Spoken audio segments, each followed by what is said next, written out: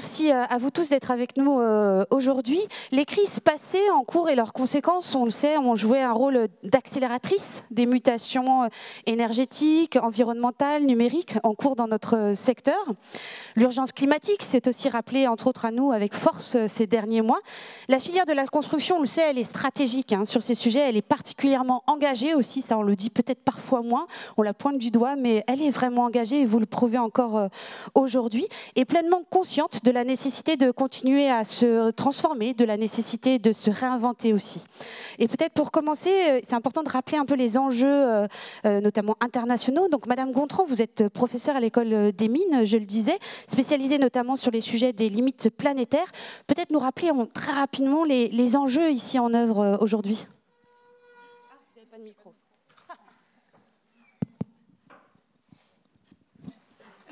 Bonjour, oui, merci. Donc effectivement, je ne travaille pas directement sur le réemploi, mais sur l'évaluation environnementale. Et à ce titre, je me suis intéressée aux limites planétaires, dont vous avez sûrement entendu parler dans les médias.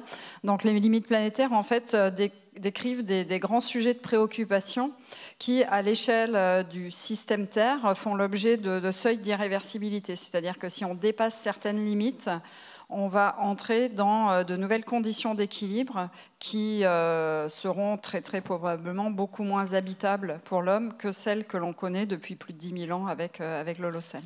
Donc il y a des grands enjeux comme le climat, que tout le monde connaît, mais pas seulement, il y a aussi la biodiversité, donc avec le lien avec l'artificialisation des sols qui a déjà été évoqué ce matin, les cycles de l'azote et du phosphore, par exemple, et le cycle de l'eau aussi. Donc, on parlera tout à l'heure. Donc on pourra aussi parler. Et du coup, moi je travaille sur l'évaluation environnementale à une échelle plus locale. Et l'idée, c'est de voir comment on peut utiliser ces grands principes, enfin ces limites, justement, qui permettent de fixer des seuils qu'il ne faut pas dépasser, comment on peut l'utiliser à l'échelle locale, et en particulier en couplant ça avec des méthodologies dont on a aussi parlé ce matin, comme l'analyse de cycle de vie. Et c'est à ce titre que j'ai travaillé avec le CSTB dans le cadre d'une thèse qui a été soutenue le 12 juin de Nada Bendaman, qui a travaillé sur un indicateur de soutenabilité dite absolue, ou plutôt un indicateur d'évaluation absolue de la soutenabilité, sur les ressources. Alors, pourquoi les ressources? Parce que justement, les limites planétaires ne prennent pas en compte les ressources, c'est vraiment que en quoi le système Terre peut absorber les pollutions qu'on va générer. Mais quand on est sur le bâtiment, on est obligé de regarder aussi la pression sur les ressources. Et donc, on a regardé, on a proposé un autre indicateur pour être dans une approche un peu de type analyse de cycle de vie, on pourra revenir là-dessus, plus sur les... Oui, parce qu'on se rend compte aussi que c'est important d'avoir cette vision d'ensemble, parce que vous parlez de limites, donc quand on parle de limites, ça veut dire qu'on peut les atteindre, et que si on les dépasse, on a un problème. Donc il y a urgence aussi à agir aujourd'hui sur ces sujets. C'est ça, typiquement sur le climat, on est très proche, voire on est déjà peut-être en retard. Bon, on va rester optimiste un tout petit peu. Voilà, on peut rentrer dans des choses. Merci beaucoup. Alors justement, Monsieur Leonardo, on parlait de ces enjeux qu'on a à l'échelle internationale, mais ces enjeux-là, on les retrouve aussi à l'échelle nationale. À l'ADEME, ce sont des enjeux qui sont votre quotidien. Vous avez travaillé d'ailleurs à plusieurs scénarios prospectifs du bâtiment de demain. Justement, peut-être nous rappeler aussi votre vision de ces enjeux aujourd'hui à l'échelle nationale. Oui, merci déjà de m'avoir permis d'intervenir en... Oula, j'ai un petit écho, je ne l'avais pas tout à l'heure. On vous entend très bien. D'accord. Oui, donc pour vous donner quelques chiffres, enfin rappeler quelques chiffres pour ceux qui ne les ont pas en tête, que la consommation de matériaux pour le secteur du bâtiment en 2015, uniquement pour le secteur résidentiel, c'était 43 millions de tonnes de matériaux, et c'est à peu près égal à la production des déchets du secteur du bâtiment dans son ensemble, qui est évalué à 46 millions de tonnes. Donc ce qu'on consomme comme matériaux pour le résidentiel, pour le seul secteur résidentiel 2015, c'est l'équivalent de la production de déchets du secteur du bâtiment, entre résidentiel, tertiaire, construction, rénovation. Concernant quelques chiffres aussi entre construction et rénovation, beaucoup de questions se posent sur le fait de choisir entre une déconstruction, reconstruction et une rénovation. Juste sur la question de la consommation de matière, la construction d'une maison individuelle, si on tient compte que des travaux énergétiques pour une rénovation BBC, la construction de maisons individuelles, c'est 40 fois plus de consommation de matériaux que la rénovation, et la construction de logements collectifs, c'est 80 fois plus que la consommation de matériaux pour la rénovation énergétique des logements collectifs. C'est énorme. Ces chiffres ne sont pas directement comparables, mais quand même, on voit bien qu'il y a une différence énorme entre la construction et la rénovation, qui est tout simplement liée au fait qu'en construction, on consomme beaucoup de matériaux qui sont lourds, et notamment tout ce qui est béton, qu'on ne consomme pas ou de manière marginale en rénovation. Je rappelle que dans la consommation de matériaux pour la construction du résidentiel, 85% de la masse de ces 83 millions de tonnes, c'est du béton, c'est-à-dire du sable, du ciment et des granulats. Ressources en particulier sable et granulats pour lesquels il y a des pressions de plus en plus fortes et une rareté de plus en plus forte.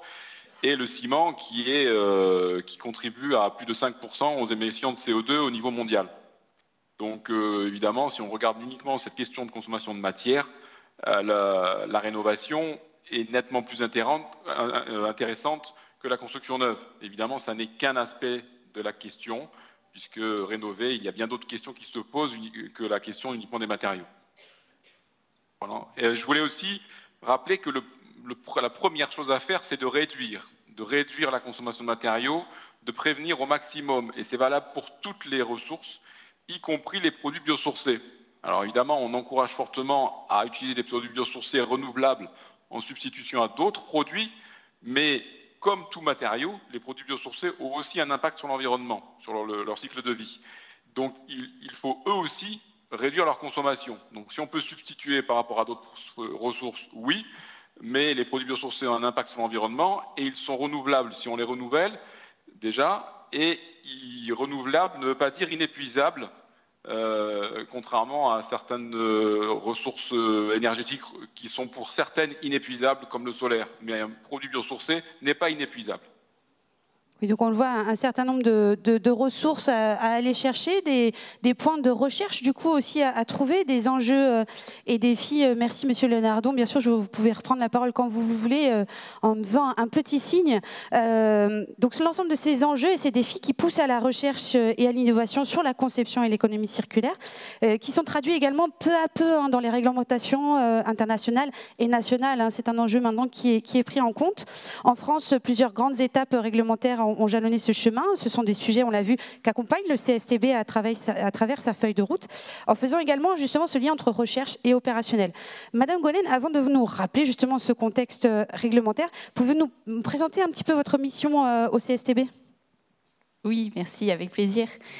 Du coup, j'ai deux casquettes. Donc, d'abord, une casquette de responsable d'une division, donc, qui est dans la direction économie et ressources, qui vous a été présentée par Sylvain. Donc, nous sommes une équipe de 13 personnes, donc on est tous et toutes présentes aujourd'hui. N'hésitez pas à venir nous parler si vous voulez en savoir plus sur nos projets. Et nous travaillons du coup sur la thématique de l'économie circulaire et de l'analyse des filières. Donc ça, c'est la première casquette principale. Et puis, deuxième casquette qui vous a été présentée par Alexandra Lebert.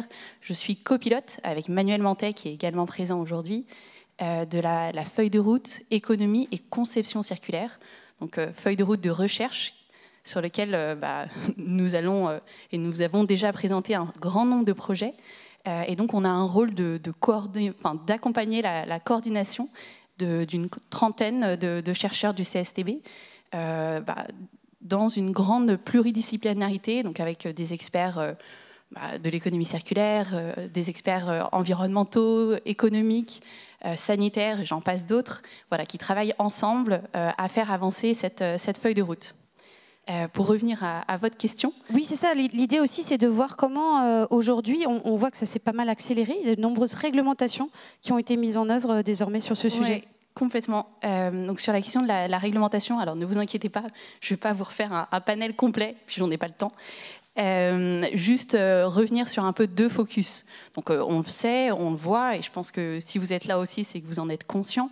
La réglementation s'accélère et l'intégration de la circularité, d'enjeux et d'exigences sur la circularité s'accélère également, et un peu sur 2 volets. Un premier volet sur les exigences qui portent sur la valorisation des produits, équipements, matériaux, déchets, les fameux PEMD dont on parlait, donc la valorisation des matières existantes. Et pour vous donner 2 exemples, à nouveau on vous a parlé de la réglementation PEMD, du diagnostic, donc comment mieux, dès le plus en amont possible dans la conception, identifier au mieux le potentiel de réemploi, de valorisation d'un bâtiment qui vise à être démoli ou réhabilité. Donc ça, c'est assez crucial. Donc permettre une meilleure identification du potentiel de valorisation. Et puis, dans ce dispositif réglementaire, il y a aussi une traçabilité. La traçabilité pendant le chantier des flux qui vont être issus des opérations. Donc ça, c'était un premier exemple. Et puis, la REP, donc la responsabilité élargie du producteur, dont on vous a également parlé. On pourrait en faire une table ronde entière, donc je ne vais pas revenir sur ce concept, mais juste en lien avec ce que je disais, donc des exigences qui sont intégrées, donc là pour le coup chiffrées, vers une meilleure valorisation, donc du réemploi, des exigences sur le réemploi, des exigences sur le recyclage, à nouveau donc de ces flux qui sont issus des bâtiments qui sont donc démolis ou réhabilités. Donc ça, c'était la première exigence et axe sur lequel la réglementation travaille, donc vraiment valoriser l'existant. Et puis, deuxièmement, l'éco-conception qui nous intéresse dans cette table ronde. Et là, on en a aussi parlé, donc la RE 2020 pour le neuf, donc vers une diminution de l'impact carbone des matériaux qui sont choisis dans une logique de cycle de vie. Et puis là-dedans, le réemploi aurait une belle part, en tout cas une belle invitation à l'utiliser, parce que qui dit réemploi dit, dans les choix qui ont été faits, un choix de considérer le réemploi comme équivalent à un impact nul dans le cycle de vie du bâtiment. Donc ça, c'était le premier point. Ensuite, pour revenir à la REP, donc je vous ai fait un premier volet sur la partie valorisation, et puis qui dit REP dit pollueur-payeur. Et donc on a une taxe qui sera demandée, qui est en train qui est déjà demandée aux industriels. Et puis on a donc cette éco-modulation des contributions. Donc lorsqu'on a une conception des produits qui est plus circulaire, plus vertueuse, plus durable, on aura une réduction de cette taxe-là. Donc on voit aussi un élan vers la conception circulaire des produits et des ouvrages, on en reparlera. Donc on le voit, donc des enjeux internationaux, des enjeux nationaux qui sont traduits aussi dans la réglementation aujourd'hui. Et puis finalement aussi des professionnels qui commencent aussi, qui ont envie et puis qui sont aussi contraints. Monsieur Bruchon, pour vous, en tant que directeur national RSE chez ICAD, ce contexte réglementaire a un impact forcément important sur vos enjeux en tant que maître d'ouvrage, qui sont ainsi doubles, tant sur le sujet matériaux que sur l'éco-conception. Quelle est votre vision à vous et vos attentes aussi sur ce sujet, ces volets recherche ? Alors effectivement, c'est parfaitement aligné avec les attentes qu'on a aussi en interne chez ICAD, donc nos engagements RSE. Peut-être pour me présenter en 2 mots, moi je fais la jonction entre la politique RSE et la direction nationale au niveau technique. Donc on anime une communauté de directeurs techniques locaux et on définit les stratégies environnementales et on essaye d'aligner tout ça. Les principaux enjeux pour nous aujourd'hui tournent autour du carbone, de la biodiversité, donc des choses sur lesquelles on va pouvoir essayer de travailler autour des sujets d'économie circulaire. Et puis on est évidemment des acteurs locaux, donc il y a forcément une dimension locale dans tout ça. Pour essayer d'illustrer, si vous voulez, en quoi l'économie circulaire pour nous est un sous-volet quelque part, un levier de l'éco-conception, j'ai essayé de vous lister un petit peu les points tels qu'on les aborde. Ça a été évoqué, par exemple, il y a la conservation des existants. Ça paraît évident, mais aujourd'hui on a dû mettre en place en fait une spécialisation au sein de notre société qui s'appelle Afterwork, qui est là pour imaginer finalement l'avenir des bureaux obsolètes d'aujourd'hui pour en faire des lieux de vie demain. Il y a aussi toute la partie en fait conception évolutive. La conception évolutive peut être de différentes natures, ça peut être de nature programmatique, typiquement on a tous en tête ce que nous on est en train de faire sur les JO. Aujourd'hui, on est en train de construire des chambres d'athlètes qui demain seront des appartements pour monsieur, madame, tout le monde, ou des bureaux pour une partie des bâtiments. Et puis il y a la partie plus structurelle, ce que moi j'appelle ne pas construire des bâtiments qui sont des impasses techniques. En gros, on fait des structures poteau-poutre pour que ces plateaux libres, demain, puissent être finalement autre chose. Et ça a été présenté tout à l'heure, on essaie de travailler avec des macro-composants, notamment sur les façades, pour pouvoir les déconstruire demain et faire évoluer les façades sans toucher aux structures. Après, bien évidemment, il y a la maille des matériaux, ça a été dit, et des gisements. L'idée, c'est de contribuer à un écosystème dont vous avez déjà entendu parler, à la fois sur l'offre avec le booster, et puis avec des acteurs aussi qui sont des spin-offs d'ICAD comme CycleUp, où là, on peut essayer d'alimenter le marché via les diags PEMD+, qui sont ce qu'on appelle des diags en vue du réemploi. Et puis après, il y a toute la partie achat de matériaux purs et durs auprès des industriels, où là, on va essayer de privilégier les matériaux qui sont vertueux en termes de recours à des matériaux issus de recyclage. Ça, c'est quand même le premier levier d'action. Et ça a été évoqué tout à l'heure, on contribue au test là, sur l'outil EC2, qui permet finalement, à travers le travail qu'on fait déjà sur les ACV, de pouvoir regarder finalement dans les données qui sont dans les FDES, quelle est la part de recyclabilité et comment on peut reboucler ces deux sujets pour les mener de front. Après, il y a aussi toute la notion qui a été évoquée autour de la matière qui est gaspillée sur les chantiers. Et ça, c'est des nouvelles notions de besoins autour du kitting, par exemple. Donc, comment éviter, en fait, en préfabriquant. Et puis, il y a la notion que tout le monde connaît maintenant de construction hors site, d'industrialisation, qui, là aussi, va permettre sur des chaînes de production d'être beaucoup plus efficient. Pour nous, c'est un enjeu d'acceptabilité, c'est un enjeu aussi fort autour du réemploi des produits. Et puis, bien évidemment, donc, la gestion des flux qui a été évoquée, donc les flux notamment sur les chantiers, avec des démarches aujourd'hui comme la REP. Donc vous êtes extrêmement engagé sur tous ces sujets-là, et en même temps, on se doute bien que ce n'est pas forcément facile, parce que tous ces sujets-là, ça rassemble un certain nombre d'acteurs. De nombreux freins existent encore. Peut-être quelles sont vos attentes aussi, non seulement en termes de recherche, et quels sont les freins que vous identifiez aussi un peu sur ces sujets-là? Alors, juste peut-être pour finir sur les leviers, parce qu'il y a aussi des leviers un peu exotiques que je n'ai pas pu aborder, je m'excuse, je reviens dessus. Je vous prie de m'excuser, vous en prie. Non, mais je vous en prie. C'est aussi sur le matériau de réemploi en lui-même. C'est-à-dire, on en a parlé tout à l'heure, Mobius en a très bien parlé, la notion qu'il soit valorisé à 0 carbone dans la RE2020, c'est quelque chose de très intéressant pour nous, mais ce n'est pas forcément quelque chose de simple. Il y a la conception démontable, c'est-à-dire qu'aujourd'hui, on est aussi plutôt sur des structures hybrides qui sont potentiellement démontables demain, des charpentes en bois, des structures en métal, avec des noyaux en béton. Et on a bien entendu tout à l'heure ce que représentent en volume les matériaux comme le béton. Quand on doit les déconstruire, c'est pas forcément simple. Et puis, des choses un peu plus exotiques, je vous disais, autour de la biodiversité, qui est un axe fort pour nous. Il y a aussi la terre de réemploi. Chez ICAD, on a intégré dans notre startup studio Urban Odyssey une société qui s'appelle Terre Utile, qui finalement, de terre inerte, vous crée des terres de réemploi vivants, des sols vivants. Ces sols vivants, l'intérêt, c'est qu'on ne va pas les dépouiller des terrains agricoles demain pour venir finalement faire nos VRD. Et puis des nouveaux business models qui apparaissent notamment dans le secteur du bureau qui sont intéressants parce qu'on se rend compte qu'il y a un décalage entre l'analyse de cycle de vie qui est basée sur des durées prévisionnelles et puis la réalité d'un marché de bureau où tous les 5 ans vous changez la moquette et où tous les 10 ans vous jetez tout et vous refaites le projet. Et ça amène en fait des notions de leasing et donc de nouvelles offres sur le marché. Et ça répond, pour répondre à votre question... C'est ce que j'allais vous dire, c'est que finalement, ça commence aussi à inaugurer certains leviers, notamment le frein économique, parce qu'on le sait que pour vous, on adore notre planète, mais pour vous, quelquefois, le sujet économique peut être un peu plus difficile à aborder. Il y a le sujet économique. Le premier vrai sujet, pour moi, au-delà de l'économie que vous évoquiez, c'est la structuration de la filière. Ça a été bien illustré tout à l'heure par Mobius sur les sujets de fourniture. Aujourd'hui, il y a un vrai sujet en fait, de structuration, comme toutes les filières innovantes. Vous prenez tous les matériaux biosourcés, le réemploi n'échappe pas à ces problématiques de structuration de filière. Et donc, la dispo des ressources amène à de la spéculation. On l'a vu récemment, il y a des appels d'offres où finalement on se retrouve à acheter du matériau de réemploi qui coûte 2 fois le prix du neuf.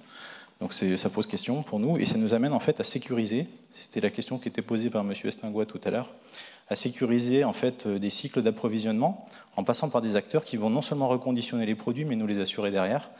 Et finalement on est à la fois possesseur d'un bien qu'on va devoir quelque part vendre pour reconditionner sous condition de le récupérer derrière, pour le faire passer dans des marchés de travaux ensuite pour être assuré et ensuite le mettre en œuvre sur nos opérations. Donc ça c'est une démarche qui n'est pas forcément vertueuse au sens qu'on ne met pas sur le marché pour tout le monde, mais quand le marché sera structuré, on n'aura plus besoin d'avoir ce genre de pratique, j'ai envie de dire. Et donc ça, c'est un premier gros sujet. Donc là, c'était le volet, on va dire, approvisionnement et assurabilité qui a été évoqué. Les autres sujets, c'est la formation des acteurs. Il faut former tout le monde, et ça, c'est un vrai enjeu, comme pour toutes les filières innovantes. Et puis, le dernier sujet que je voulais évoquer, c'est le sujet de l'acceptabilité client. parce que c'est pas forcément facile si je vous vends un appartement, hormis peut-être dans les parties communes, dans le garage de vélo et puis sur les aménagements extérieurs, de mettre des produits de réemploi. Et donc là aussi, il y a tout un travail, alors qui est plus facile à faire avec des acteurs en B2B, notamment dans le milieu du bureau, pour faire accepter des matériaux de réemploi. On commence à avoir des démarches, personnellement on ne l'a pas encore fait, avec certains bailleurs qui sont prêts à mettre des sanitaires de réemploi, des choses comme ça. Mais là, il y a encore tout un travail aussi d'acculturation, j'ai envie de dire, de tout l'écosystème pour valider. Justement, on va en parler notamment à la fin de cette table ronde. Donc on le voit, un contexte où on voit plusieurs pistes de recherche qui se dégagent, donc tant au niveau des matériaux équipements qu'au niveau du bâti, voire à une échelle plus grande, voire au niveau des usages, vous le disiez vous-même, c'est un point qu'on abordera aussi. Où en est-on de la recherche et surtout comment ça se traduit aussi sur le terrain? J'ai envie de nous intéresser en premier lieu aux travaux en cours sur les ressources, justement matériaux équipements. Après, on s'intéressera au bâti. Et je fais le lien avec ce que nous avons vu précédemment, Madame Golen, qu'il convient déjà, c'est important aussi de poser ce point-là, il faut distinguer ce qui relève du recyclage et ce qui se relève du réemploi. Oui, complètement, parce qu'on entend ces mots là depuis le début de la journée. Donc le réemploi, et c'est aussi ce qu'on entend dans PEMD, donc on réemploie des produits, des équipements. Quand, par exemple, pour prendre l'exemple de la porte, on a une porte dans un bâtiment et on va la réemployer en tant que porte. Si je prends cette porte, je la mets à l'horizontale, j'installe des tréteaux, ça devient une table. Là, on fait de la réutilisation. Donc, on a changé l'usage de cette porte en vue d'une nouvelle vie. Et le recyclage, on prend cette porte, on la concasse, et puis on refait une nouvelle matière, un nouveau produit avec ces copeaux de bois. Donc voilà, je voulais juste revenir en effet sur ces définitions-là. Et puis du coup, ce que ça nous indique là, dans tout ce qu'on entend, et l'illustration très complète que vous avez fait, sur les enjeux, les leviers, les freins, on va revenir un peu sur peut-être, en tout cas nous dans la recherche, deux éléments. Et là je vais m'intéresser dans cette intervention sur le premier, c'est la matière circulaire. Qu'est-ce qu'on entend par matière circulaire au niveau des produits, au niveau de l'ouvrage, et du coup les travaux qu'on mène pour définir les indicateurs pour évaluer cette circularité. Parce que par exemple pour un maître d'ouvrage, on l'a vu avec l'outil EC2 qui nous a été illustré, c'est vraiment, la question c'est comment prescrire la circularité, et du coup à travers la définition d'indicateurs de circularité, donc là à l'échelle des ouvrages, on permet de donner des objectifs de circularité pour un ouvrage. Et vous l'avez entendu, donc on parle de flux, en effet, donc on peut prendre l'exemple pour un bâtiment, quand on va donc définir cette circularité et donc ces indicateurs, pour prendre l'exemple du bâtiment, on va regarder donc les flux entrants de matière circulaire. Donc là, on va quantifier le réemploi, le taux de matière recyclée. On l'a mentionné aussi, la partie donc renouvelable, donc les matières issues de biosourcés notamment. Donc tout ça, ça peut faire partie. Donc ça fait partie des flux entrants dans un bâtiment, entrants donc circulaires. Et ça va définir ces indicateurs à la fois donc flux entrants et flux sortants sur le potentiel de réemploi, le potentiel de recyclage. Ça permet donc pour prendre l'exemple d'un maître d'ouvrage, d'une équipe de conception, de venir donner des objectifs chiffrés par lot, par typologie d'indicateurs pour avancer sur cette conception circulaire. Mais justement, je crois, Madame Gontran, vous supervisez plusieurs axes de recherche et notamment vous avez supervisé une thèse avec le CSTB sur la problématique des ressources et le développement d'indicateurs, c'est ça? Pouvez-vous nous en dire un petit peu plus sur ces axes de recherche? Oui, donc justement, c'est la thèse de Nada Bendaman qui a été soutenue là début juin. Et du coup, elle a développé des indicateurs, alors aujourd'hui complètement théoriques, sur la capacité d'un projet de construction à utiliser des produits et équipements issus du réemploi. Et pour ceux qui ne pouvaient pas être, pour les produits et équipements qui ne pouvaient pas être fournis par le réemploi, à faire appel à des produits issus du recyclage. À des matériaux issus du recyclage. Et ce qui était intéressant, parce qu'effectivement, en se basant sur les chiffres que donnait M. Léonardon sur le fait qu'à peu près aujourd'hui, on a à peu près les mêmes quantités de déchets et de consommation de matériaux, on s'est aperçu qu'en fait, sur les indicateurs, donc on s'est basé sur le scénario génération frugale de l'ADEME qui descend très très bas les niveaux de reconstruction, mais aussi ceux de déconstruction. Et en fait, les indicateurs, à notre surprise, n'étaient pas bons du tout. C'est-à-dire, pourtant, on avait mis à fond tous les pourcentages de potentiel de réutilisation, de réemploi et de recyclage. Donc, on n'avait pas pris en compte les problèmes assurantiels, même si on est conscient qu'ils existent, mais on avait dit au niveau technique... Presque pour défaut, quoi. Voilà. Au niveau technique, pour avancer un petit peu... Au niveau théorique, technique, le max qu'on peut avoir, ça va être ça. Et en fait, le max était très, très faible. Et du coup, ça impose... donc, Monsieur Vandam pourra sûrement en parler plus. Ça impose déjà au niveau de la conception, le fait, parce qu'on avait pris un projet existant, donc qui n'était pas basé sur des principes de conception issus...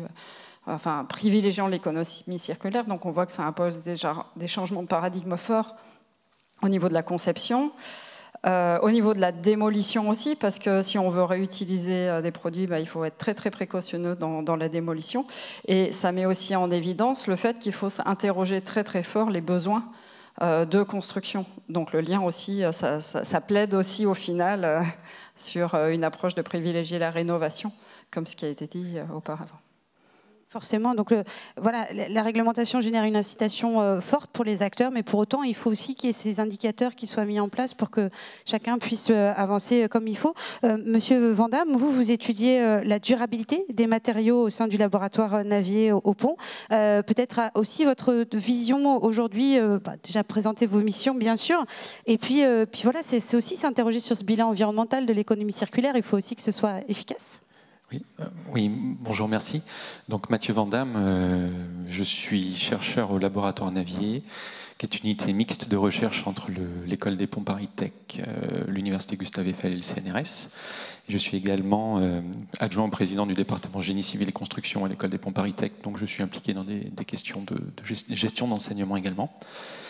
Voilà, donc moi je travaille sur la durabilité des matériaux, je ne travaille pas forcément sur le réemploi directement, mais Alexandra m'avait gentiment invité à participer, je les avais sollicités pour contribuer à un ouvrage des Annales des ponts et chaussées sur bâtiments et construction en transition, ce qui m'a permis d'avoir une vision peut-être un petit peu plus large, donc je pense que c'est pour ça qu'elle m'a sollicité. Merci. Justement, parlez-nous de votre vision. Justement. Alors, donc, juste pour rebondir sur ce que disait Natacha Gontran sur les impacts et les indicateurs. Donc, moi, au niveau du laboratoire Navier, donc on a un gros laboratoire avec des collègues qui travaillent des matériaux jusqu'aux structures et aussi des collègues qui travaillent sur les notions d'ACV. Donc un message des collègues qui travaillent sur les notions d'ACV, c'est que le réemploi n'est pas une fin en soi, mais c'est un moyen, et que il ne faut pas s'abstenir de faire une ACV des processus, parce que même si évidemment ça va dans le bon sens, le réemploi, on peut déjà parfois avoir des résultats qui sont un peu contre-intuitifs. Voilà, donc ça, les indicateurs des réemployabilités ne dispensent pas des indicateurs multicritères environnementaux. Voilà. Bien sûr, c'est important de le rappeler, en effet.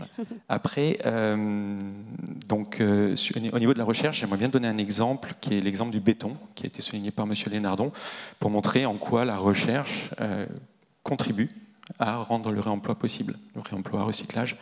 Donc, si on prend le béton, donc, Camille nous a bien expliqué la différence entre recyclage et réemploi. Donc,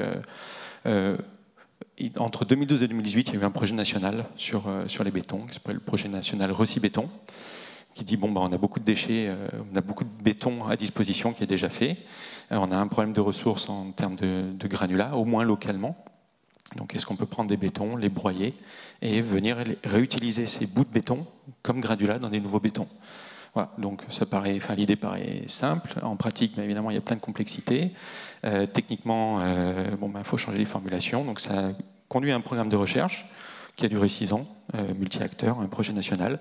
Et au final, ça s'est traduit par une nouvelle réglementation qui est sortie à l'automne dernier, qui permet l'utilisation de gravier et de sable, de béton recyclé dans les bétons. On peut monter pour certains bétons, dans des conditions peut-être agressives, jusqu'à 60% de granulats de béton recyclés. Donc c'est significatif. Vraiment. Donc voilà, ça c'était une première étape. Et puis maintenant, il y a un nouveau projet national, aussi multi-acteurs, dans lesquels ces granulats, en fait, on va essayer de les carbonater. On va essayer de leur faire capturer du CO2. Parce que le ciment, pour le faire, on va chauffer très fort du calcaire et de l'argile. Ça va faire partir le CO2. Donc c'est la majeure source des émissions de CO2 des ciments. Ça représente à peu près les 2 tiers. Et en fait, ce CO2 qui est parti, chimiquement, il va venir se recombiner avec les matériaux, il va rentrer dans les murs en béton, dans toutes les structures en béton, ce qui va permettre de recapturer du CO2. Et c'est significatif aussi parce qu'on estime que jusqu'à présent, il y a la moitié du CO2 qui a été émis à cause de la production de béton qui est re-rentré et qui a été recapturé par le béton.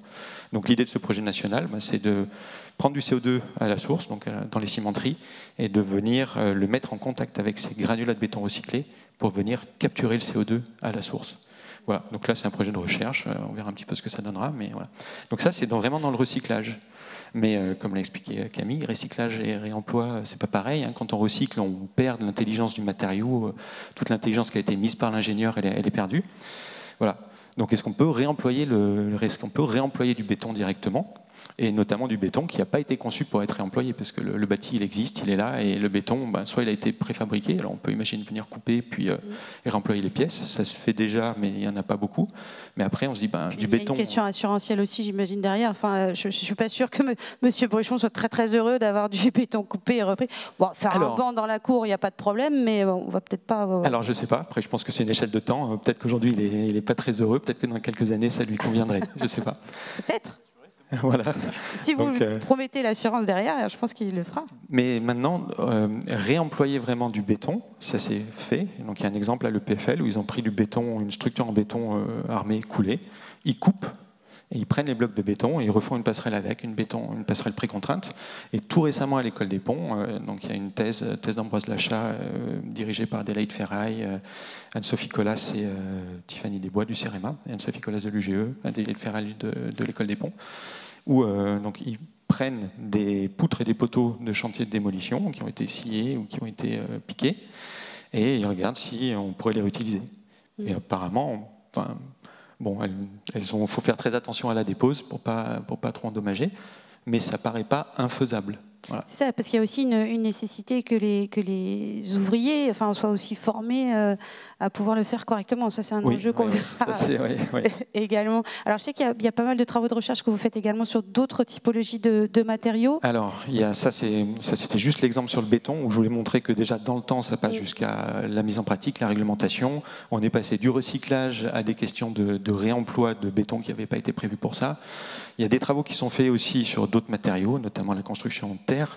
Alors Thomas Lesage de Mobius disait tout à l'heure qu'il n'y avait pas de problème de durabilité sur le matériau. C'est peut-être aussi parce que la recherche a bien fait son travail en amont. La terre, en termes de durabilité, il y a quand même une sensibilité à l'eau qui est assez forte. Mais bon, maintenant c'est ça revient en force, la construction en terre. Donc il y a des travaux qui se font sur comment améliorer la durabilité de la construction en terre en utilisant des polymères biosourcés pour améliorer la résistance à l'eau, typiquement. Voilà, donc ça c'est à l'échelle du matériau. Après, ces problèmes de réemploi, c'est aussi des questions multi-échelles. Donc il y a le matériau, mais il n'y a pas que le matériau, il y a le système constructif, il y a la structure. Mais justement, on va en reparler juste après. Ouais. Je voudrais justement donner la parole à Madame Bertin, parce que c'est très intéressant, parce que vous avez un profil très particulier. Vous êtes designer, architecte, mais aussi ingénieur, docteur, et aujourd'hui également responsable éco-conception chez CETEC Tipeee.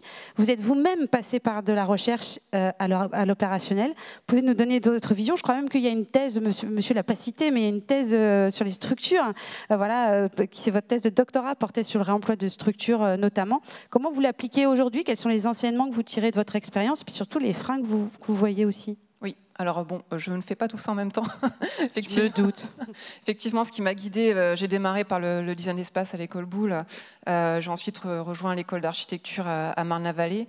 Ce qui m'a guidée, c'était une prise de conscience aussi un petit peu personnelle de l'impact de la construction et très vite focalisée sur l'impact des éléments de structure qui sont les éléments qui représentent la majeure partie des impacts d'un bâtiment. Ce qui m'a orienté un peu plus vers le génie civil.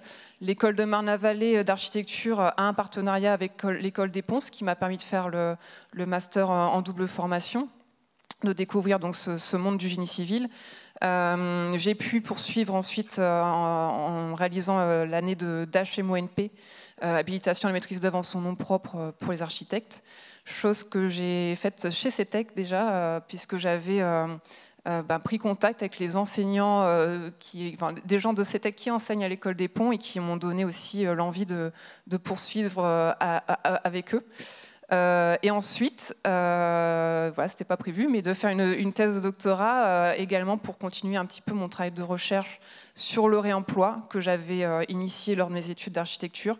Et c'est un sujet voilà, qui m'a passionné, qui m'a guidé jusque cette thèse de doctorat, donc thèse CIFRE, donc au laboratoire Navier, et donc financée par CETEC, et précisément par la filiale CETEC TPI, qui est celle qui s'occupe plutôt des sujets de génie civil. Effectivement, j'ai eu l'impression de prendre un peu d'âge, parce que ça remonte. Donc maintenant, il y a eu quand même aussi d'autres travaux depuis. C'est une thèse que j'ai pu soutenir en 2020. Voilà, et qui portait sur également beaucoup de sujets, un petit peu, puisqu'à l'époque, il n'y avait pas forcément beaucoup de travaux sur ces sujets. Donc, une grosse partie sur la conception de la structure. Donc, effectivement, on a parlé beaucoup de l'existant, mais là, l'idée, c'était de me dire, il y a déjà des gens qui travaillent sur l'existant, donc est-ce qu'on ne peut pas s'intéresser à construire autrement et à concevoir des structures démontables, réemployables, donc avec des aspects plutôt d'immeubles de grande hauteur, puisque c'était le périmètre de CETEC TPI. Des principes de données, data aussi, on n'en a pas beaucoup parlé, mais très important pour assurer, peut-être aussi rassurer les assureurs au passage, mais mettre en place voilà, des traçabilités de données, une partie ACV, effectivement, avec les collègues qu'a cité Mathieu, et puis une partie essai sur du béton, plutôt effectivement en partant du postulat que c'est le béton coulé en place qui est la technique encore principalement mise en place en France en tout cas.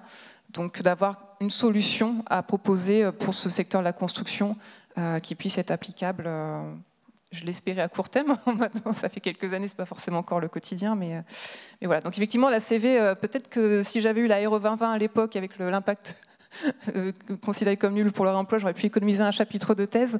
Mais comme le disait Mathieu, il n'y a pas que la RE 2020, il y a aussi d'autres périmètres. Donc c'est aussi très important de pouvoir calculer, estimer les impacts, maîtriser ce qu'on fait, ce qu'on espère faire, en tout cas en termes de réemploi notamment. Mais justement, c'est ça qui est intéressant. Alors, juste, je vois que M. Léonardon a levé la main. Vous vouliez réagir sur un point ? Au départ, oui, mais je ne sais plus trop quel point. Ah, je suis désolée. Moi. Non, enfin, il y avait, je crois qu'a été abordé à un moment donné la question de la rénovation ou de la construction neuve. Je voulais juste pointer le fait que pour l'instant, en termes de... Alors, l'analyse de cycle de vie n'est pas la méthode... comment dire, unique d'évaluation des impacts environnementaux et qui s'adapte à tout, mais c'est quand même celle qui est la plus utilisée, la plus pertinente sur la partie produit de construction et bâtiment.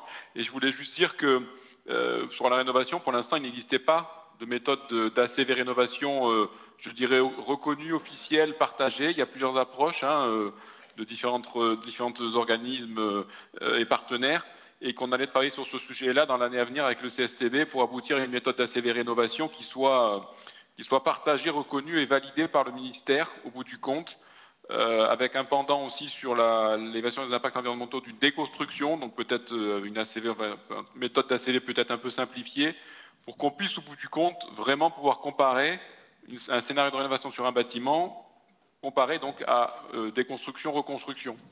Et la question de l'économie circulaire ou des déchets fait partie du sujet ACV, évidemment. Bien sûr, alors, sachant qu'on devait l'évoquer un tout petit peu plus tard, mais c'est vrai qu'entre démolir, reconstruire, rénover, etc., c'est quand même un point, là vous êtes d'accord avec moi, Monsieur Brujon, il y a un problème d'économie aussi, un problème économique. Ça c'est un vrai sujet, vous pouvez prendre le micro si vous voulez, c'est un vrai sujet, cette reconstruction, réemploi. Finalement, ça peut être plus cher à mettre en œuvre et moins performant parfois. Enfin, voilà. Alors, il y a plein de sujets dans le sujet. Et effectivement, ça peut être très bon sur le papier, mais ça ne fonctionne pas en termes d'usage. Vous voulez transformer, mais le bâtiment, il n'a pas les bonnes hauteurs d'étage, il n'a pas la bonne morphologie. Et donc, en fait, vous allez être obligé de le démolir, au moins peut-être partiellement, en gardant en général quand même les parties infrastructures. Après, sur le volet économique, il y a des choses auxquelles on ne pense pas, parce que là, on est plutôt des techniciens, mais des bâtiments, ils sont soumis aussi à des problématiques de TVA, de reliquat de TVA, qui font que dans des bilans d'opération, en fait, parfois ça ne fonctionne pas du tout. Donc il y a aussi beaucoup de problèmes fiscaux autour de la transformation des bâtiments. Et ça, c'est des leviers qui sont, pour les techniciens, des sujets assez obscurs et parfois encore plus insolubles que les problèmes techniques.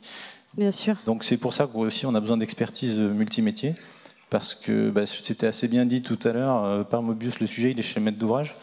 Parce qu'il faut embrasser toutes ces expertises-là pour arriver à transformer la ville de demain. Et donc, aussi bien au niveau nous, maîtres d'ouvrage, mais même les aménageurs, on a besoin que tout le monde parle de tous ces sujets. D'où l'importance aussi de l'anticipation. Madame Bertin, je reviens vers vous. Aujourd'hui, par rapport à toutes les recherches que vous avez faites, comment vous l'appliquez aujourd'hui? Est-ce que ça s'applique finalement aussi simplement? Je ne crois pas, mais vous allez peut-être me démentir. Non, mais effectivement, alors j'ai pu faire une thèse au CIFRE, qui dit CIFRE dit effectivement le milieu universitaire et une entreprise qui fait face à son système d'offres, de demandes, d'équilibre économique. Donc j'ai eu la chance d'avoir 3 ans pour pousser un petit peu mes sujets en termes de recherche.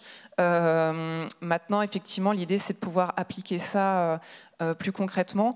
C'est pas évident, ça prend du temps. On a un contexte législatif qui pousse aussi, mais également qui prend un peu de temps. On a des objectifs, après ça se précise en termes d'arrêtés de décret et d'obligations peut-être de contrôle. Donc ça prend énormément de temps aussi. Donc voilà, moi j'essaye modestement d'agir où je peux. Donc je le fais à travers du développement d'activités au sein de cette TPI, c'est-à-dire d'aller chercher de proposer de nouveaux services. Ça c'est une grosse part aussi de développement. Un groupe comme CETEC, qui est un groupe d'ingénierie pluridisciplinaire qui s'inscrit dans une transition, il y a bien un moment donné aussi, il faut se poser des questions. Il y a des choses qu'on ne pourra plus faire comme on le faisait. Donc c'est assez compliqué, c'est vraiment pas évident. Et, voilà. Mais justement, quelles attentes, quels besoins vous avez aussi de ce côté-là pour que ça puisse être encore plus concret sur le terrain? Je pense que cette idée de données, elle est extrêmement importante pour vous aussi, de pouvoir tracer et systématiser aussi un petit peu. On change complètement la façon de concevoir aujourd'hui. Oui, tout à fait. Alors il y a un réel changement de paradigme par rapport à ce qu'on faisait, parce que les objectifs ne sont plus les mêmes, la réalité économique ne sera plus la même. On peut proposer par exemple des missions d'AMO, économie circulaire. Un AMO, c'est un acteur de plus dans la chaîne. J'ai pas l'impression qu'il y a un acteur qui est disparu depuis. Donc ça reste quelqu'un aussi qu'il faut payer, qu'il paye. Donc nous, on essaie aussi de prendre notre part en tant qu'ingénierie, c'est-à-dire de proposer systématiquement des alternatives. Ça, on le fait à notre compte quand c'est pas prévu dans notre mission. Mais ça serait effectivement plus confortable que ce genre d'études soit vraiment comprise dans nos missions de base et qu'on soit rémunéré pour bien la faire. Les études, c'est aussi du temps, du savoir, donc forcément, c'est pas du bénévolat. Donc ça, c'est des choses qu'on aimerait un petit peu plus développer. Anticiper la déconstruction, et là ça passe aussi par des commandes un petit peu aussi exemplaires. On a parlé des JO, il y a des choses aussi qui sont apparues avec ce type de programme, avec des ambitions un peu nouvelles. Construire un bâtiment réemployable, réversible, c'est pas le quotidien de ce qu'on voit, mais effectivement c'est ce qu'il faudrait faire maintenant, sans trop se poser de questions, et ne plus construire les choses qu'on construisait de façon un peu figée et du coup pas du tout apte à un réemploi en fin de vie. Oui, bien sûr, d'intégrer aussi cette nécessité de prendre des choses à droite, à gauche. Alors, on parle beaucoup du BIM aussi, ce qui permet aussi d'accélérer ça. Vous avez évoqué la démontabilité, la préfabrication, mais tout ça, ça n'enlève pas aussi la nécessité de se poser la question des usages. Vous êtes architecte aussi, donc voilà, on peut aussi prendre par ce biais-là. Vous l'avez un petit peu évoqué, je crois, et Monsieur Vandamme également, sur cette nécessité de prendre en compte les usages, nouveaux usages, cette transformation. Autant de pistes nouvelles aussi pour la recherche. Je vous vois opiner. Est-ce que vous avez aussi des éléments peut-être sur ces sujets du bâti, cette réversibilité du bâti, éventuellement? Je ne sais pas, parce que je pense qu'Ingrid est bien plus au point sur ces questions. Sur l'accompagnement avec le numérique, qui peut aussi aider beaucoup là-dessus. Bien sûr. Alors après, nous, en tant que chercheurs, on a aussi un rôle pour interroger les indicateurs qui sont utilisés. Typiquement, par exemple, l'ACV commence à être accepté, mais on s'aperçoit que l'ACV sur les ressources, c'est pas l'indicateur qui est couramment utilisé. Il ne met pas du tout en valeur les pressions sur les impacts associés aux matières pondéreuses comme les granulats. Et donc, voilà, il y a les données, mais il y a aussi garder un regard critique sur, justement sur ces données et sur les indicateurs qu'on utilise. Bien sûr. Alors, il y a un autre point sur lequel je voulais vous interroger, Madame Bertin. C'était souvent on dit, voilà, on parle des réemplois, on parle de la terre, on revient avec des matériaux biosourcés, du bois, de la terre. Donc, on parle de frugalité, de bas carbone. Pour beaucoup, on se dit, on reprend les choses. Finalement, il suffisait de refaire comme il y a 1000 ans, et puis ça devrait fonctionner. Je crois que vous aviez un avis justement là-dessus. Est-ce que j'ai un avis? Avec un parallèle, il fait un parallèle avec le voilier d'aujourd'hui, finalement, qui fonctionne toujours avec le vent. Non, je ne suis pas sûre que ce soit moi qui ai fait le c'était voilier. vous, pardon, Madame Bertin, excusez-moi. Oui, non, mais c'est vrai que effectivement, dans certaines perceptions de tout ça, il y a un certain retour en arrière qui peut être évoqué par certains, mais oui, donc finalement pour le voilier, non, j'avais en tête l'exemple des traversées transatlantiques, notamment pour le cacao, là. Donc sur un transport à voile, mais tout en profitant effectivement des nouveaux outils de trajectoire, de connaissance du vent, ce qui fait que effectivement, même avec un voilier, on va quand même plus vite qu'avant, parce qu'on peut s'appuyer sur des nouvelles technologies. Donc toute cette nouvelle technologie, tous ces progrès qu'on a pu faire au cours des années ne sont pas du tout à exclure. Au contraire, on peut s'appuyer là-dessus pour aller plus loin. Et voilà, qui dit technologie ne dit pas forcément high-tech et impact supplémentaire. On parlait dans le bâtiment de traçabilité. Il y a pour le coup des choses qui sont quand même facilement accessibles. Donc moi j'avais développé des choses, je m'étais appuyée sur des technologies comme les puces RFID, qui sont des systèmes passifs, des choses qu'on retrouve sur les vêtements quand on achète aussi ça dans les magasins. Bon, ça c'est pas quelque chose de révolutionnaire de mettre ça dans les matériaux de construction. D'ailleurs ça commence à avancer, mais bon, depuis que j'ai fait la thèse, ça n'a pas non plus été démocratisé, on va dire. Mais c'est des petits dispositifs pas chers, pas compliqués, et qui peuvent aussi grandement rendre service en fin de vie pour pouvoir retrouver les caractéristiques des matériaux et s'éviter quelques péripéties de caractérisation, de coûts, de délais supplémentaires, alors qu'on pourrait avoir on pourrait tracer beaucoup mieux les données et se faciliter la tâche en fin de vie. Bien sûr. Monsieur Vandamme, peut-être aussi un point sur cette nécessité de penser différemment la concession et concevoir aussi en prenant en compte l'évolution des besoins. Et donc, parce que vous disiez, l'obsolescence programmatique arrive souvent avant l'obsolescence technique. Oui, alors en fait, je pense que la volonté d'avoir quelque chose qui soit démontable, c'est pas d'accélérer les cycles de vie du bâtiment. Donc on parle quand même d'échelles de temps qui sont très longues, on parle de la cinquantaine d'années. Sur 50 ans, les usages évoluent. Des bureaux, l'ordre de grandeur, c'est plutôt la quinzaine d'années. En plus, on a le changement climatique et les questions d'adaptation. Donc, en fait, indépendamment des questions de réemploi, on a quand même envie de concevoir flexible, voilà, pour avoir quelque chose qui soit durable dans le temps. Après, sur les questions de conception pour le réemploi, je vois de mes collègues concepteurs qui travaillent à l'échelle structurelle, Olivier Bavrel, Romain Ménil, Cyril Doute. En fait, c'est concevoir, alors pas forcément pour le réemploi, mais à partir d'éléments obtenus de réemploi, ça change complètement le paradigme de la conception. Avant, donc la conception, c'est, dans le neuf, on part de la page blanche, et puis après, une fois qu'on a notre structure, on fait nos éléments à façon. Là, quand on part d'un stock, ça change complètement le paradigme. On est vraiment contraint par les éléments qui sont à notre disposition. Donc en termes de réflexion, c'est complètement différent. En termes de contraintes, c'est complètement différent aussi. Et en termes d'intuition de l'ingénieur, ça change aussi. Donc il faut avoir les outils numériques d'aide à la conception qui permettent de s'appuyer sur le stock qui est à notre disposition. Après, voilà, est-ce qu'on fait tout, on prend le stock et puis on s'interdit de le toucher, ou est-ce qu'on peut le retoucher, rajouter des pièces à façon aussi voilà, donc ça change quand même les techniques de conception. Donc il y a beaucoup de travaux de recherche là-dessus à l'échelle structurelle pour changer, pour donner des outils d'aide à la conception. Et puis aussi au niveau des systèmes constructifs, au niveau des assemblages eux-mêmes, parce que bon, on a nos poutres, mais il faut les assembler. Les assemblages ont un poids important économiquement et environnementalement dans la structure. Voilà, donc il y a des travaux aussi qui sont faits sur les assemblages qui peuvent être aidés aussi par le numérique, avec toutes les questions de construction numérique pour avoir des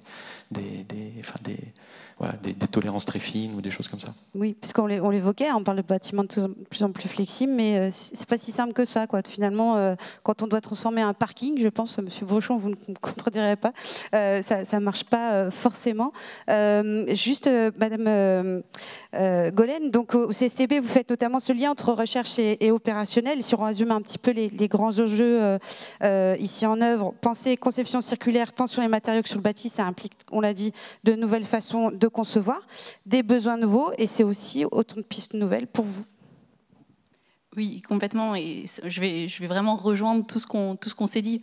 On a parlé de la matière circulaire, et puis là, ce qu'on entend beaucoup, c'est concevoir d'une nouvelle façon, ou en tout cas repenser la façon dont on conçoit.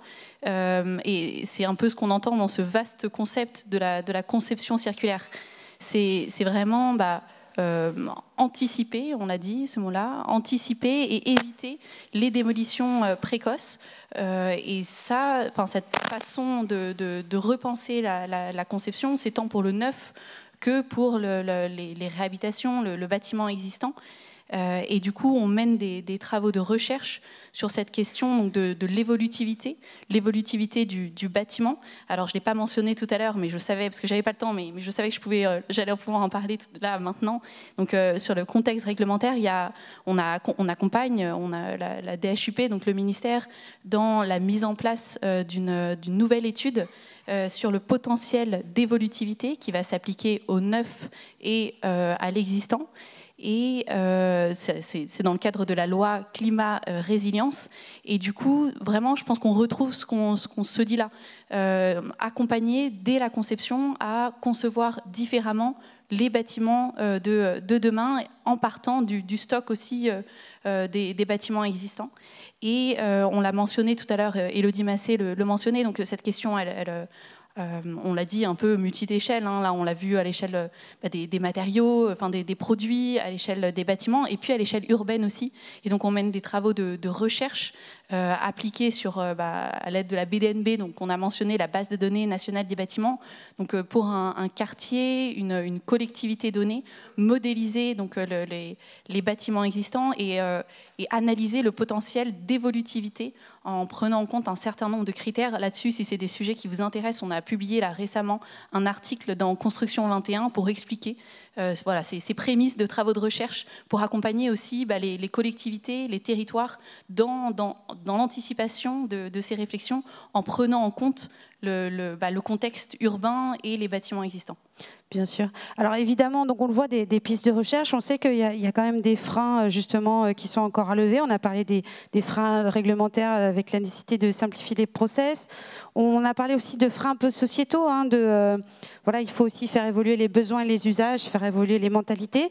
Il y a aussi les freins professionnels. Je voudrais juste en prendre une minute, et notamment avec Monsieur Léonardon qui est avec nous. Il y a une nécessité de monter en compétences aussi. Il y a une nécessité de formation aussi importante sur ce sujet. Ce que vous faites beaucoup également à l'ADEME, cette nécessité d'accompagner les professionnels. Alors on le verra aussi sur le volant, vous en avez évoqué, je le fais rapidement parce qu'on a moins de temps sur le volet enseignement. Mais Monsieur Léonardon, peut-être quelques mots aussi de votre côté, et je vous demanderai également peut-être d'avoir un petit mot. Est-ce que vous êtes aussi, pour conclure un peu notre table ronde, optimiste sur tous ces sujets ? Alors sur l'accompagnement des professionnels, je ne sais pas de quel professionnel vous parlez, parce qu'il y en a professionnels du secteur, il y en a beaucoup. Dans le secteur du bâtiment. Voilà, donc nous on est plutôt, sur la question de l'économie circulaire et du recyclage, c'est plutôt à mon avis une question qui est côté fabricant et industriel que professionnel de entrepreneur ou en tout cas entreprise qui met en œuvre. Dans le sens où ils vont devoir aussi mettre en œuvre des produits recyclés ou réemployés. Je comprends bien, mais je pense qu'un produit recyclé, il devra de toute manière respecter des exigences de performance, des normes de mise en œuvre, des normes de performance, et que je ne suis pas sûr que le professionnel qui met en œuvre soit impacté par cette question-là. Je parle bien du recyclage, parce que le produit, il aura un contenu recyclé, mais de toute manière, il n'y aura pas nécessairement de différence en termes de produit final, en termes de problématique de mise en œuvre. Par contre, je parle bien du recyclage, je ne parle pas du réemploi. Le réemploi, là, il y a une problématique, on va dire, entreprise, effectivement, peut-être plus, avec des questions d'assurabilité qui vont se poser pour elle. Et après, nous, on agit surtout sur les questions sur la production des professionnels, mais professionnels plutôt de l'ingénierie, plutôt que de la pose ou de la mise en œuvre. Après, sur mon optimisme, je sais pas, je suis pas... C'est un dernier mot, peut-être. Voilà. Qu'est-ce que vous voudriez qu'on retienne? Voilà, c'est ça. Écoutez, de toute manière, c'est un sujet qui est effectivement fondamental et très important. Je dirais juste que la question de l'économie circulaire, si elle est très importante, c'est une question quand même de flux de matière, ce n'est pas une question d'impact, hein. Il ne faut pas oublier la question d'évaluer les impacts environnementaux. La question de l'économie circulaire, c'est un moyen, mais évidemment, il est très important et on y travaille énormément côté ADEME avec différentes interventions sur des questions de R&D. Je signale, avant que j'oublie, que notre prochain appel à projet recherche bâtiment responsable qui va être lancé dans la première quinzaine de juillet, il y aura un axe spécifique sur la consommation de ressources, ce qui n'existait pas avant. Voilà, et je confirme effectivement l'expérimentation avec l'association HQE, le CSTB, qui serait lancée à l'automne sur le calcul d'indicateurs d'économie circulaire au niveau des bâtiments, l'objectif étant d'avoir 80 à 100 bâtiments, hein, on va dire, qui s'engagent dans cette démarche-là d'application de l'outil pour, au bout du compte, accumuler de la connaissance et un peu des valeurs, entre guillemets, cibles, enfin, voilà. Merci, merci beaucoup, Monsieur Leonardo. Je vais finir un peu dans mon tour de table aussi. Madame Bertin, alors vous êtes tout en même temps, hein, architecte, ingénieur, etc. Mais ce qu'on relève aussi, et ça traverse un peu tous les sujets que nous avons actuellement, cette collaboration extrêmement nécessaire entre l'ensemble des professionnels du bâtiment. Finalement, là où avant, on était un peu chacun dans sa ligne d'athlétisme, voilà, dans son silo, aujourd'hui, c'est plus possible, ça. Non, c'est sûr. Et puis on voit que les projets exemplaires, vertueux, ce sont des projets où tout le monde a fait cet effort supplémentaire, a pris sur lui. Et donc ça, voilà, bon, ça prouve quand même qu'il y a une question aussi de mobilisation personnelle des gens, hein, parce que ça reste des humains qui vont travailler sur des projets. Donc ça, c'est très important. Sur ces projets-là, effectivement, il s'avère que moi, je fais travailler plutôt des gens en profil archi-ingé qui ont aussi cette capacité de pouvoir aussi bien être à l'aise sur les problématiques techniques, culturelles, sociales. Donc je pense que ça peut peut-être aider aussi effectivement d'avoir des profils un petit peu diversifiés pour accompagner le dialogue. Et on voit aussi qu'il y a énormément besoin d'aller convaincre, d'acculturer à tous les niveaux. Donc ça, c'est aussi quelque chose que moi j'ai la chance de pouvoir faire dans un groupe comme CETEC. Je le fais en interne, en externe, et on voit que c'est nécessaire. Donc il y a un mouvement, une dynamique à impulser. Et ça, tout le monde doit le faire, tout le monde le fait, je pense, de chacun de son côté aussi. Et sur les projets, ça se voit. Voilà, je travaille pour la métropole du Grand Paris. C'est un acteur public qui a pris à son compte une mission d'AMO économie circulaire parce que il y a besoin à un moment donné que quelqu'un prenne ça de façon à généraliser ce type de mission. Et puis on espère qu'après les collectivités, elles aient plus besoin d'un accompagnement qui vient de la métropole, mais qu'elles puissent poursuivre ces efforts par elles-mêmes. Peut-être, merci beaucoup. Un dernier mot de nos chercheurs aussi autour de la table, madame. Peut-être si vous aviez un dernier message à nous délivrer. Alors en France, la plupart des chercheurs, ils sont aussi enseignants, donc je parlerai plus en tant qu'enseignante, parce que ce que dit Ingrid, ça me parle beaucoup. Bien sûr. Et juste pour renforcer ce qu'elle dit, ça correspond aussi à une demande forte des jeunes d'avoir des métiers qui ont du sens. Donc ces démarches, ça peut aussi permettre, des fois c'est un peu dur de recruter sur certains métiers un peu pointus, et ça peut aussi vous permettre, acteurs professionnels, d'être plus attractifs vis-à-vis des jeunes qui Bien sûr, qui ont c'est un attentes. élément totalement essentiel, vous avez raison de le souligner, d'autant plus dans notre secteur qui a besoin d'attractivité, Monsieur Vandamme. Merci. Oui, enfin, je suis tout à fait d'accord. Hein. Donc, côté enseignement, c'est très important pour faire changer les pratiques. Donc, nous, à l'école, voilà, on se pose la question de comment le faire. C'est pas facile parce que c'est quand même des concepts qui sont très frais, qui demandent une vision systémique. Voilà, et on veut pas faire de compromis sur l'expertise scientifique et technique. Mais comment on appelle ça à nos élèves? Comment des choses qui sont à la limite de la recherche. Alors, nos enseignants sont chercheurs. Robert Leroy qui travaille sur ces questions de conception pour le bois, enseigne le bois à l'école des ponts. Comment décloisonner? On avait l'année dernière, en lien avec la revue Transition, auquel ont participé Alexandra Lebert, Sylvain Laurenceau et Stéphanie Dorino du CSTB. On a fait une journée, présentations des différentes contributions aux élèves de l'école. Donc c'est une manière aussi de les sensibiliser sur ces questions, de manière un peu plus large que juste sur la question technique. Mais il y a une demande des élèves, c'est clair. Je pense qu'on a aussi envie de le faire, pour arriver à faire changer les pratiques et faire bouger les choses dans le bon sens au niveau de l'enseignement, en formation initiale, mais également en formation continue avec les masters spécialisés. Merci beaucoup, Monsieur Bruchon. Peut-être un dernier mot. J'imagine que d'entendre tout ça, c'est plutôt enthousiasmant quand on est professionnel sur le terrain comme vous. Nous c'est notre matière première. Hein. Le métier de promoteur, c'est de l'humain. Donc, si on a des gens pas compétents, on va juste pas arriver à relever les défis qui sont les nôtres. Donc, on est content de pouvoir recruter des profils qui soient adaptés à nos besoins. Après, le petit mot de conclusion, je pense, c'est la notion un peu en feeling qu'on a tous. On a un peu du mal à mettre des mots dessus, mais moi, j'appelle ça le DFMA. C'est le Design for Manufacturing Assembly, qui est la préfabrication de bâtiments à partir d'objets qui peuvent être des objets physiques ou des objets numériques. Et donc on va vers ça pour l'industrialisation, pour des questions en fait de structuration et de gain de productivité dans une filière qui est en totale perte de vitesse sur des tas de points de vue. Et ça s'inscrit tout à fait dans la logique de réemploi, parce que quand on a des stocks de pièces existants, on est dans cette logique qui a été bien expliquée, d'un objet qui est là, il est là, et on peut créer son jumeau numérique et commencer à l'intégrer dans une maquette.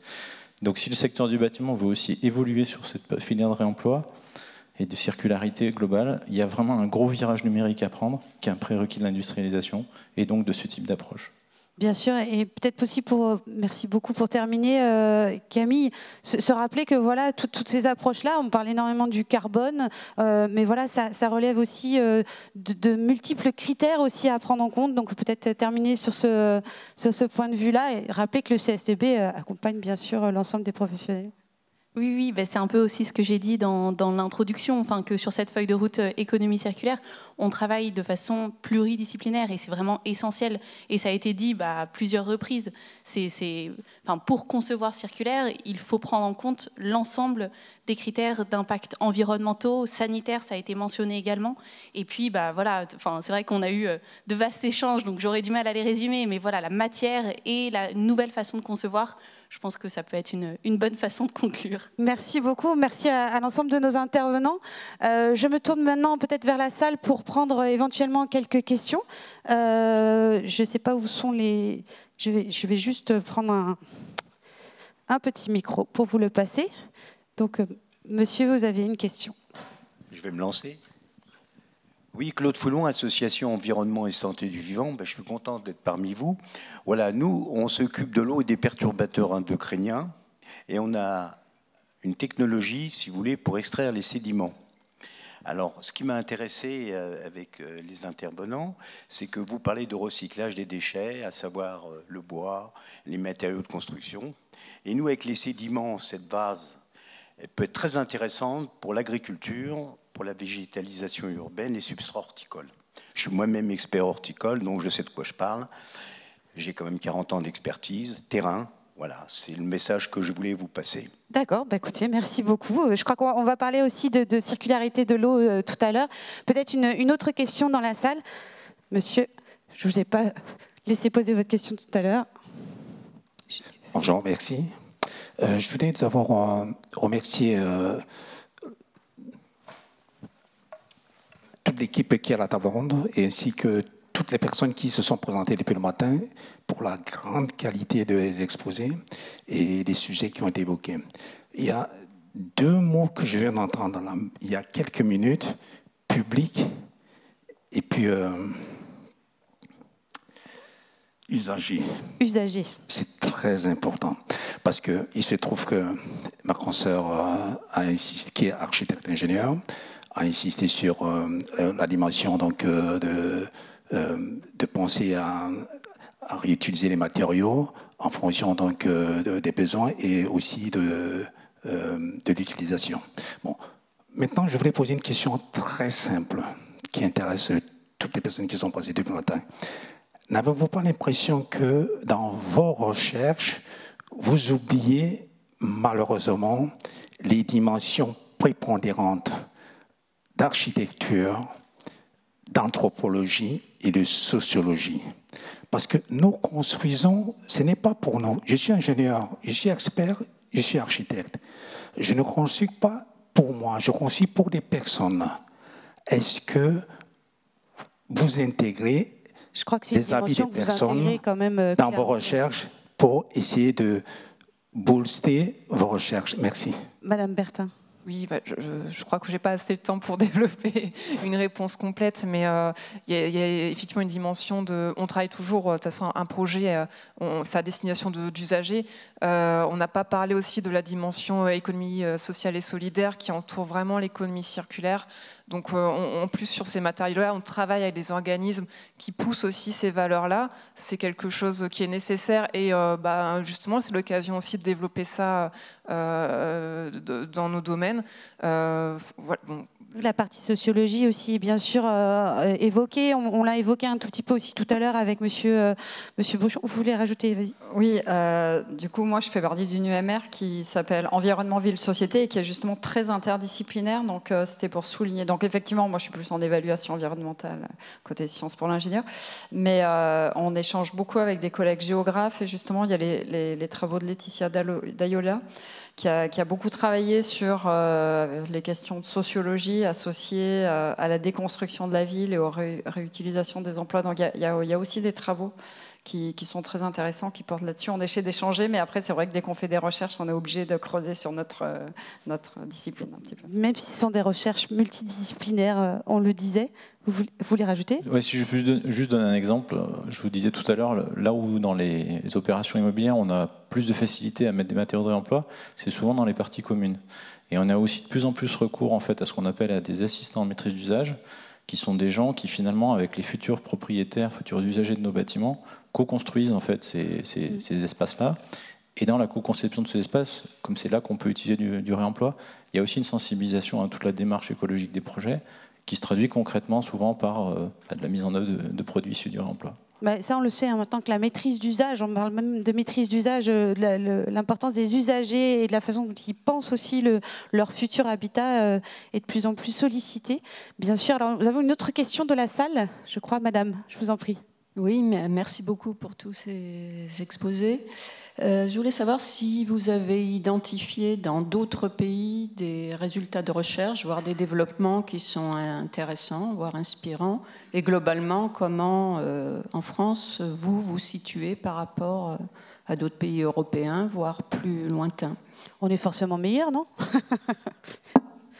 Non, alors, enfin, je sais pas si. C'est pour la blague. Mais en tout cas, on est très engagés. On a été quand même. Ah oui, oui. Après, bon, je pense que de toute façon, la recherche, elle est internationale. Il y a des recherches qui sont en collaboration aussi avec l'international. On s'inspire de l'international. Moi, j'ai parlé du projet de l'EPFL avec la passerelle en béton, en éléments de béton coupés. On peut aussi s'inspirer de contre-exemples. Enfin, je pense à quelque chose dont j'ai pas eu le temps de parler. C'est un bâtiment qui a été construit dans les années 75 pour être déconstruit. Je me rappelle bien, c'est de Driehof. Je sais pas si vous... j'ai vu ça dans la thèse d'Ambroise Lachat. Il a été construit pour être déconstruit. En 2015, il a été détruit. Voilà. Donc c'est un bon... Voilà, donc, après, on apprend de ses échecs. Pardon ? On apprend de ses échecs. On apprend de ses échecs, voilà. Donc, donc non, enfin, on se tient au courant évidemment de ce qui se fait. La recherche, elle est mondiale. Merci, merci beaucoup. Oui, je vous en prie. Sur l'Europe, enfin, on travaille, on est embarqué et on monte aussi un certain nombre de projets européens, surtout sur l'axe de la valorisation de l'existant, mais ça touche bien sûr sur cette question de l'anticipation, de la conception circulaire, du réemploi. Et donc on a un grand nombre de partenaires européens avec lesquels on a l'habitude de travailler et de s'inspirer aussi de ce qui est fait, tant sur la question de la donnée. Donc tout à l'heure on parlait de BTP flux. C'est vrai que par exemple on est allé, donc Édouard qui vous parlait tout à l'heure est allé présenter ses travaux à l'échelle européenne. Et c'est vrai que c'est important pour nous de travailler de façon collaborative et de conjointement avec des partenaires européens. Alors, je prends une dernière question, parce que c'est une question en ligne et on n'en a pas eu encore beaucoup. Je vous en prie. Alors, c'était une question réglementaire pour Camille, plutôt, sur la disponibilité de la plateforme PEMD. Ah oui, c'est très précis. En effet. Sacrée question. Oui, alors bon, je l'ai mentionné très rapidement, mais donc le dispositif PEMD, donc je disais avec le diagnostic et donc le suivi, la traçabilité en chantier, y est associée une plateforme, donc une plateforme qui est développée pour le compte du ministère et avec le soutien financier de l'ADEME. Donc une plateforme qui s'appelle la plateforme PEMD et qui donc va être mise en ligne au moment de l'entrée en vigueur de ce dispositif, donc en début de semaine prochaine. Ah, peut-être voilà une bonne chose. Écoutez, merci à l'ensemble de nos intervenants. Je pense que vous pouvez les applaudir parce que c'est pas vous aurez le moyen de... je suis désolée, j'avais pas vu qu'il y avait une autre question au fond. Ah, excusez-moi. Ah oui. Moi, je pensais qu'on pouvait plus. Tant mieux. Allez-y. Mathieu Sepagnac, des Compagnons Bâtisseurs. Donc, moi, je suis très content d'être ici et d'entendre tout ça, parce que moi, j'appartiens à un mouvement qui est vieux de 60 ans. On a parlé pas mal de limites, de contraintes. Il y en a une que j'aimerais bien mettre en avant aussi, c'est les contraintes économiques. Puisque nous, on fait partie de l'économie sociale et solidaire et on accompagne des publics qui sont modestes et très modestes, c'est-à-dire qu'on a des grosses contraintes économiques, et notamment pour tout ce qui est rénovation énergétique, lutte contre la précarité énergétique. Ça fait longtemps qu'on débloque des outils d'économie circulaire, notamment la structuration de la première plateforme qui s'appelle Solibat, qui date de 2010.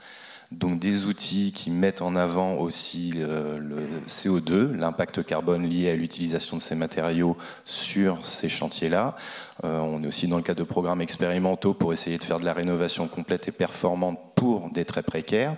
Donc il y a toutes ces questions-là, mais la contrainte économique, je trouve qu'elle n'est pas suffisamment appréhendée. Donc là, je vais sortir un petit peu de mon champ d'expertise, mais en 2013, du coup, il se trouve qu'on a la chance d'avoir eu un rapport sur un cas d'étude de la ville d'Orléans, du BRGM, qui a été fait notamment sur les limites des granulats par rapport au marché de la construction. Et il y a quelque chose de limitatif. On sait qu'il y a une croissance qui ne va pas s'arrêter, mais je n'entends pas parler tellement de décroissance. À un moment donné, quand il n'y aura plus les limites, même avec une filière de recyclage très structurée et du réemploi, on n'arrive pas à aller au bout des projections économiques du marché de la construction. Donc là, c'est plus. On a notre experte limite. Alors, je ne suis pas forcément experte, mais oui, tout à fait, vous avez complètement raison. Si on ne peut pas avoir une économie 100% circulaire avec une augmentation des besoins. Donc, si on veut tendre vers une augmentation du pourcentage de circularité, de fait, ça implique une diminution des besoins en construction, en matériaux, en surface, etc. Tout à fait. Ouais. D'où l'importance justement de penser aussi différemment sa conception à la base et ce que certains disent c'est un retour en arrière, mais c'est aussi une façon peut-être pas forcément d'aller, on parle de low-tech aussi, donc voilà, c'est aussi pour parler de ça. Bah, écoutez, merci encore, là pour le coup vous pouvez vraiment les applaudir, on doit s'arrêter parce que vous devez avoir faim.